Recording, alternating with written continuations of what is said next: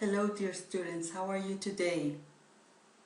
Today is Wednesday, April 22nd.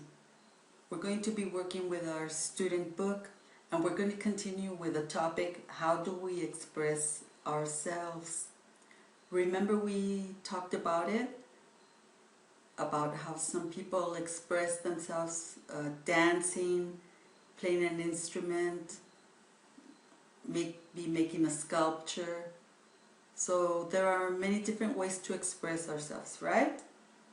Okay, so I'm going to ask you I'm going to tell you some definitions and you need to guess. Are you ready? Okay, here we go. To stop or end. What is it? Cease. To make something look bigger than it really is. Magnified. Very simple plants that grow mainly in water. What are they? Algae.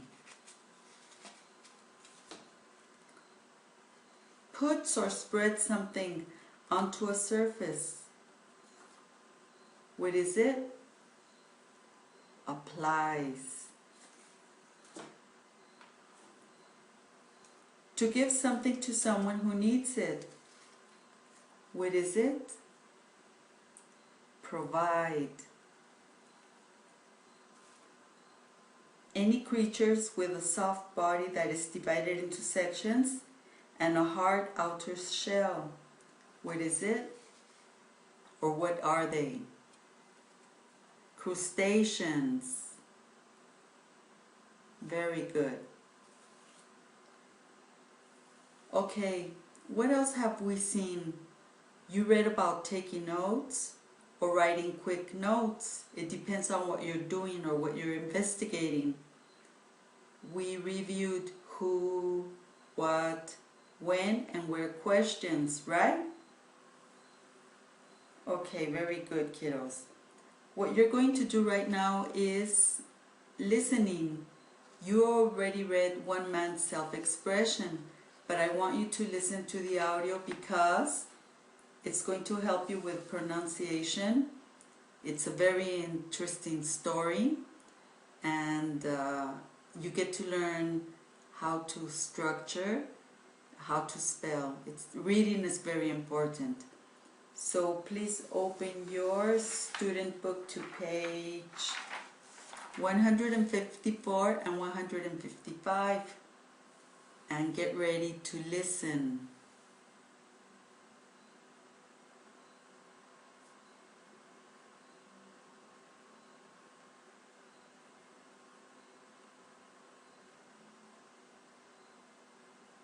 Page 154. Read. One Man's Self-Expression, The Mysterious Underwater World of Jason DeCaries Taylor. Humans never cease to find innovative ways of expressing themselves. From the early cave paintings that our ancestors drew to the present day, there are millions of examples of self-expression, ranging from music to painting, poetry to dance. They express our feelings as we explore what it means to be human. Imagine swimming in the sea and suddenly beneath you, seeing a sculpture of a man sitting at a desk with a typewriter. If you went to Grenada in the West Indies, that's exactly what you'd see. It's just one of the remarkable ideas that has come out of the mind of Jason DeCaries Taylor. Taylor is a sculptor, but a sculptor with a difference. Instead of putting his sculptures in a park or an art gallery, he puts them underwater and creates living sculptures. Taylor chooses areas of the world where there is clear, shallow water. His underwater exhibitions can be seen in Mexico, Grenada, and the United Kingdom. Scuba divers, snorkelers, swimmers, and tourists in glass-bottomed boats can all see this mysterious world that Taylor has created. Underwater, everything is magnified. It looks bigger. And colors change because the only light underwater is from the surface. One of Taylor's most ambitious exhibitions is The Silent Evolution, a permanent artificial reef in Mexico that occupies an underwater space of 420 square meters. It's made up of 400 life-size sculptures of people. The amazing thing about Taylor's work is that over time, his sculptures become living. Algae, a type of ocean plant, begins to grow on the figures, as does coral. Fish swim in between the sculptures. Starfish cling to them. The surface of the sculptures changes. At first they look smooth, but later they look bumpy and rough. Different colors emerge as the marine plants settle on their new man-made habitat. Effectively, the exhibition turns into an artificial coral reef. Taylor's art is a combination of art and science. He works with marine biologists to create habitats for specific species of marine animals. Each sculpture is made from environmentally friendly materials that promote coral growth and is designed to last for hundreds of years. In an interview, Taylor said, "The coral applies the paint, the fish supply the atmosphere, the water provides the mood. People ask me when it's going to be finished. This is just the beginning." So what is Taylor's self-expression?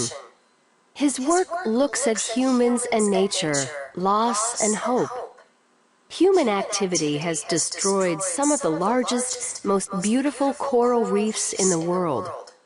In just a few decades, 40% of them have disappeared, and scientists predict that 80% will have vanished by 2050. By creating artificial reefs, Taylor hopes to draw people away from the natural ones and save them. Taylor also feels that modern technology has meant we have lost things that will never return, like the typewriter, which no one uses anymore because we have computers. His Lost Correspondent exhibit expresses this loss.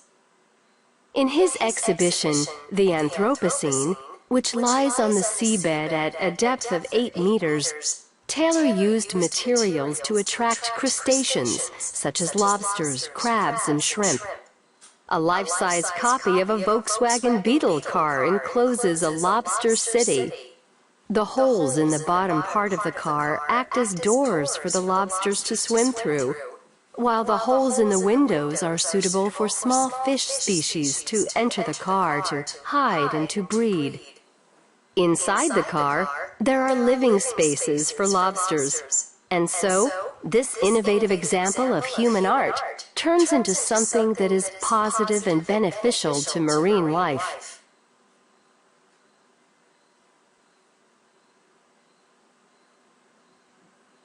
Very well. So what does Taylor express with his art? Each of the paragraphs talks about a certain work of art he made, right? But what does he express about nature, about humankind, values? The coral reefs are being destroyed.